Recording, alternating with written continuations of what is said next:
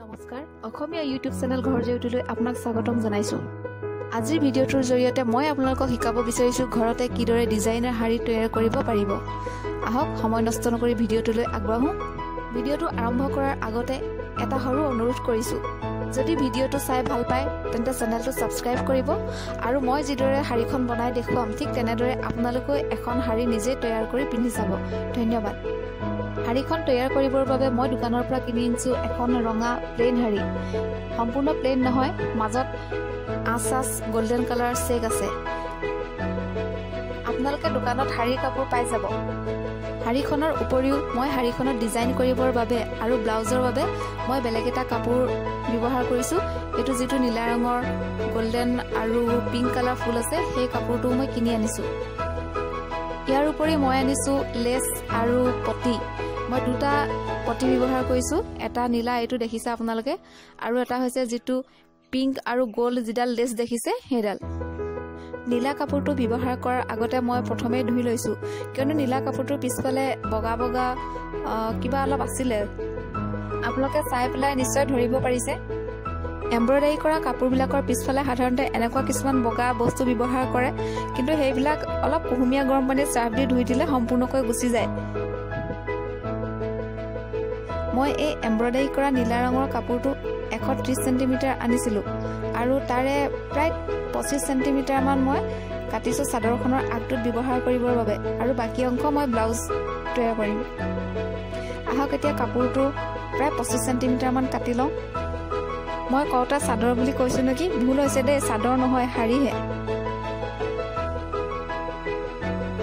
প্ৰথমে মই শাৰীখনৰ আগত কাপোৰ টুকুৰা লগোৱাৰ আগতে ভালদৰে এবাৰ ইস্ত্ৰি দি লৈছো। আপোনালোকেও প্ৰথম সদায় ইস্ত্ৰি দিয়ে ব্যৱহাৰ কৰিব।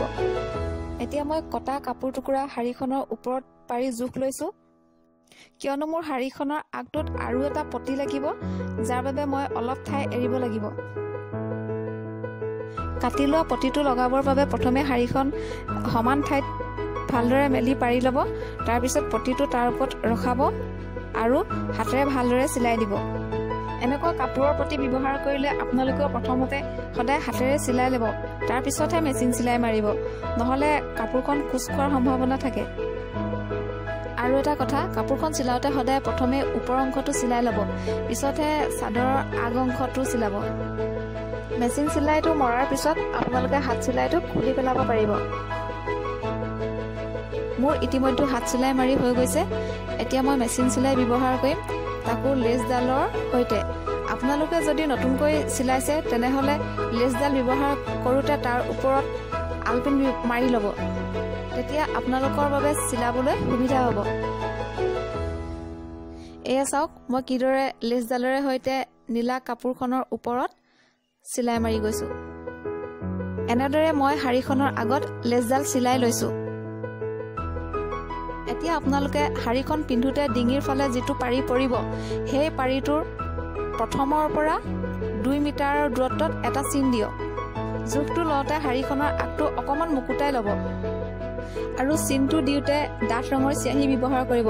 মনত ৰাখিব, শাৰীখনৰ আগটোৰ পৰা 2 মিটাৰ দূৰত্বত এটা চিন আপোনালোকে দি ল'ব।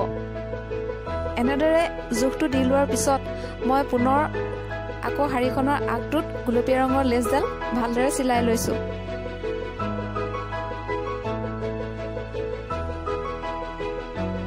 এতিয়া শাৰীখনৰ কিনাৰে কিনাৰে মই পটিটো লগাবলৈ আৰম্ভ কৰিছো।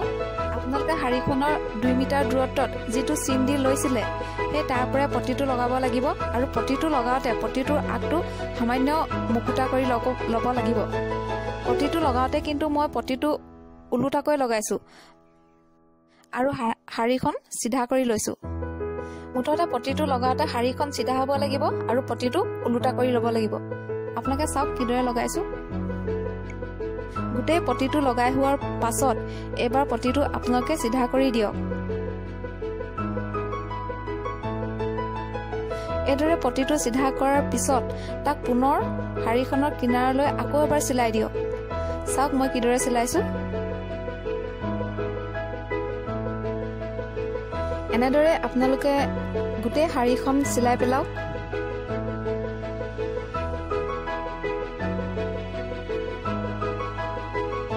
চিলাই হোৱাৰ পিছত শাড়ীখন পুনৰ ওলোটাই এইবাৰ আকৌ পটিটোৰ ফ্ৰণ্ট সাইডটো চিলাব। এয়া চাওক মই কেনেদৰে চিলাইছো।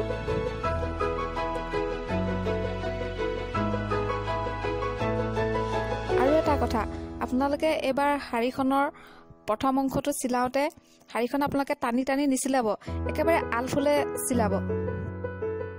আপোনালোকে যদি প্ৰথমবাৰৰ বাবে চিলাইছে তেতিয়াহ'লে বেষ্ট হ'ব যদিহে আপোনালোকে আলপিন ব্যৱহাৰ কৰি প্ৰথমে পটিটো শাড়ীখনৰ লগত এটাচ কৰি লয়। মোৰ ইতিমধ্যে শাড়ীখন চিলাই হৈ গৈছে। ইয়াৰ পিছত মই শাড়ীখনৰ লগৰ ব্লাউজটো চিলাম। আপোনালোকে যদি ব্লাউজ কিদৰে কাটে কিদৰে চিলাই শিকিব বিচাৰে তেন্তে মোলৈ আপোনালোকে কমেণ্ট কৰক, আৰু কেনেধৰণৰ বা কেনেকুৱা ডিজাইনৰ ব্লাউজ শিকিব বিচাৰে তাকো কমেণ্টত লিখক। এই শাড়ীখনৰ বাবে মই প্ৰিন্সেছ কাট ব্লাউজ চিলাম, যিটোৰ ভিডিঅ' মই নিশ্চয়কৈ আপলোড কৰিম। আশা কৰোঁ ভিডিঅ'টো চাই আপোনালোকে অলপ হ'লেও শিকিব পাৰিছে, আৰু এনেধৰণৰ ভিডিঅ' চাই থাকিবৰ বাবে চেনেলটো ছাবস্ক্ৰাইব কৰক আৰু ভিডিঅ'টো শ্বেয়াৰ কৰক। ধন্যবাদ।